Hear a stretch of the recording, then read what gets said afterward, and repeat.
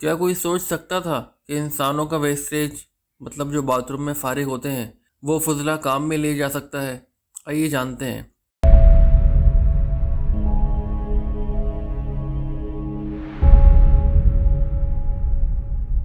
South Korea کا ایک professor چو جے ویون نے بیوی ٹوائلٹ بنایا ہے جس میں ویکیوم پمپ لگا ہوا ہے۔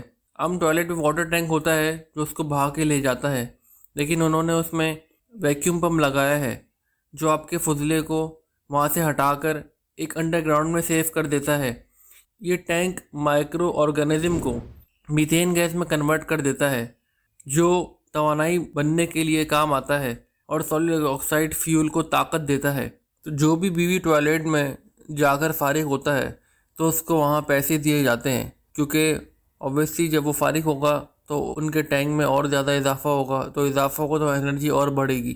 اسی لیے انہوں نے یہ سسٹم رکھا ہے کہ جو بھی جاتا ہے اس واش روم میں فارغ ہونے کے لیے تو اس کو پیسے دیے جاتے ہیں۔ انسان کیا سوچ سکتا تھا کہ اس طرح کی چیزیں بن سکتی ہیں، لیکن آج وہ چیزیں وجود میں آ رہی ہیں اور ان چیزوں سے ظاہر ہو رہا ہے کہ بے شک اللہ تبارک و تعالی نے ہر چیز کو کسی نہ کسی مقصد کے لیے پیدا کیا ہے۔ کوئی بھی چیز اللہ نے بیکار پیدا نہیں فرمائی۔